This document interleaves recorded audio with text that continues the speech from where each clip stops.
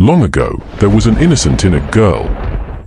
She was completely ordinary, save for the fact that she refused to marry a man. No matter how many young men her father would bring her, she would always refuse every one of them. The girl was exceptionally pretty and she had very long, black hair. But she remained single. Until one day, when a handsome young hunter appeared in the village. None of the villagers had ever seen him before, but he brought with him a huge stash of freshly caught fish. Clearly, he must have been an exceptionally powerful fisherman. The girl's father, an old man named Savakong, thought that this man was the perfect match for his daughter. "So many fish," he yelled. "Clearly this man is rich and talented beyond our wildest dreams." And so the girl was forced to marry the handsome hunter. She was no longer given a choice. After the wedding, the hunter revealed his true form, that of a giant bird spirit, usually a fulmar, which is often used by the Inuit to symbolize the wind. The spirit grabbed the girl in his claws and carried her with him to his nest. Here, the girl was miserable.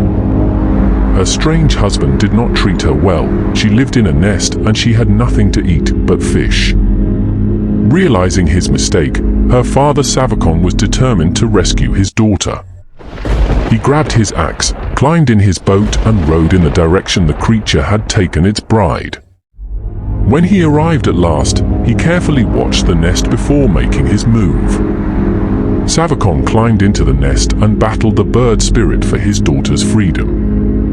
After a fierce battle, Savakong won and the creature was slain.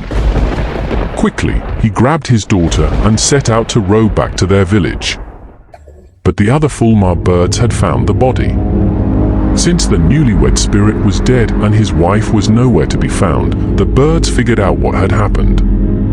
Enraged, they set out in pursuit, and it wasn't long until they caught up with Savakong and his daughter, quickly rowing away from the nest.